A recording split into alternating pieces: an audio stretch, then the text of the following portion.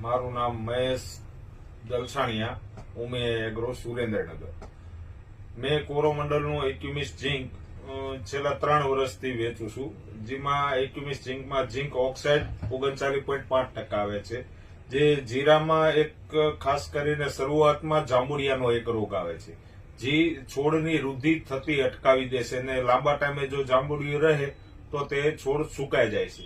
એના માટે અક્ષર ઇલાજ છે એક્યુમિસ ઝીંકનો ઉપરા ઉપરી 2 રાઉન્ડ અઠવાડિયા ગાળામાં કરી દેવામાં આવે તો જાંબુડિયું સદંતર આવતું નથી ને જાંબુડિયું સિવાય પણ ઝીંક આવતું હોવાથી તે જીરામાં વૃદ્ધિ અને વિકાસમાં પણ સારો એવો ફાયદો કરે છે ને પાછળના રાઉન્ડમાં પણ મારવામાં આવે તો જ્યારે પાછળના રાઉન્ડમાં પણ જીરાની પાંદડી જાંબલી કલરની થઈ જતી હોય છે, તો એમાં પણ જાંબલી કલરની પાંદડી ના થાય અને દાણાનો પણ વિકાસ સારો થાય એ છે।